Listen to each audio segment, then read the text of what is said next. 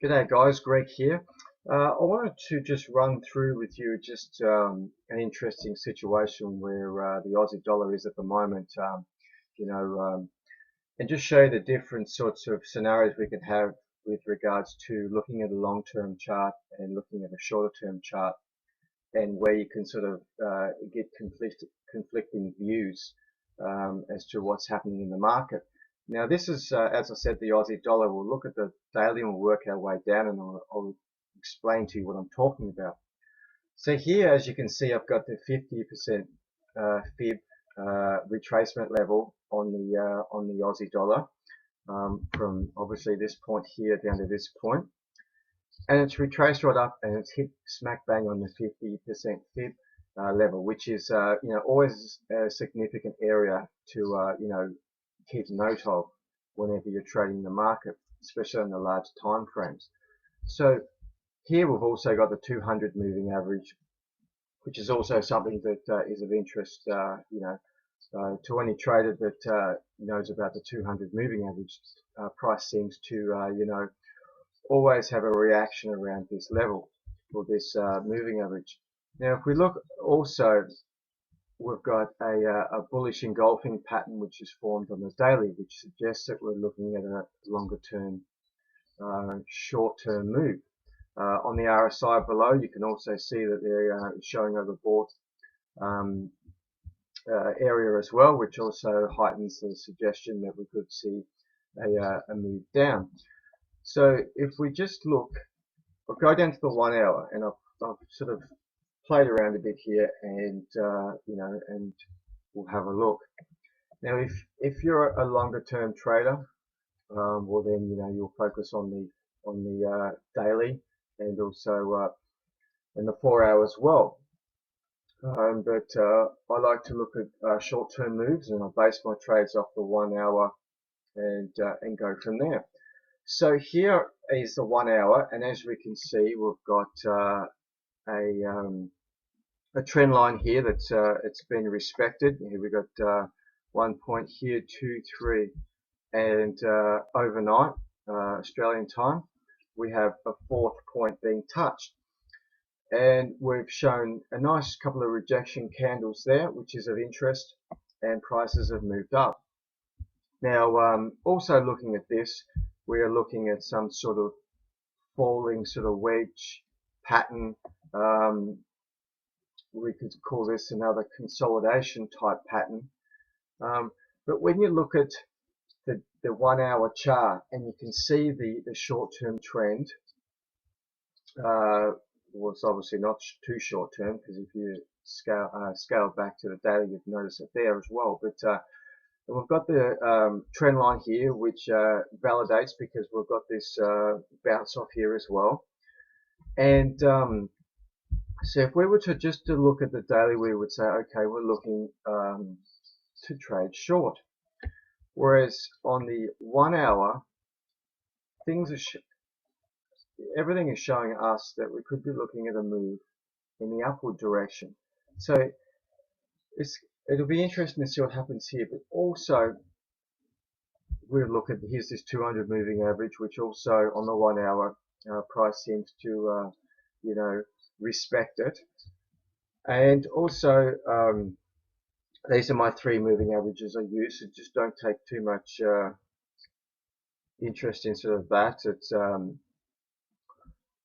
not going to sort of go through that at the moment. I'm just showing you how you can see conflicting results on different time frames. Here you can also see we've actually got a bullish engulfing pattern as well. So if we were to go down to the 15-minute, now I'm probably confusing this situation here, we've actually got a short-term downtrend.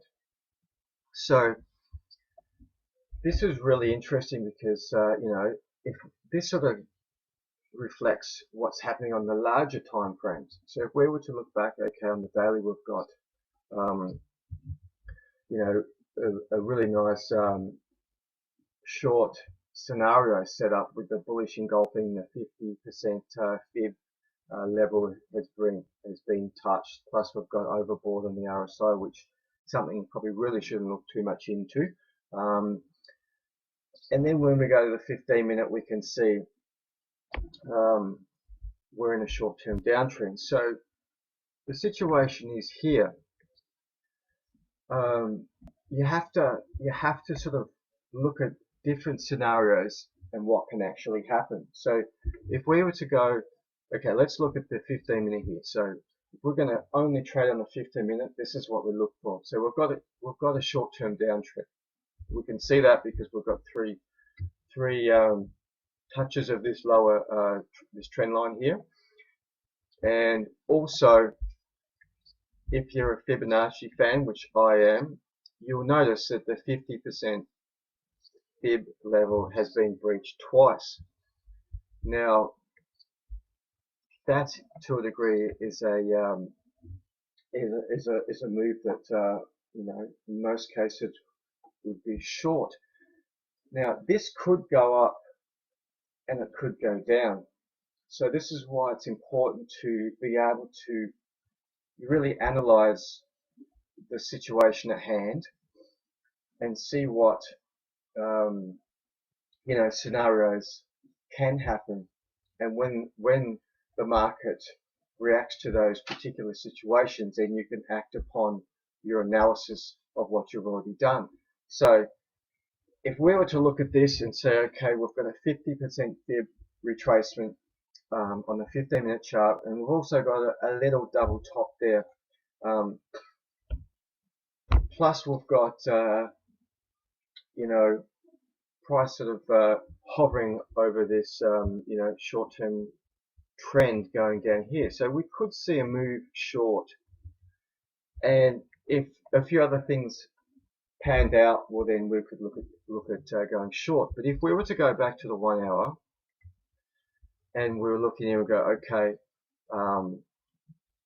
we've got this falling wedge sort of scenario, consolidation sort of scenario. We've got the 200 moving average where price is sort of hovering.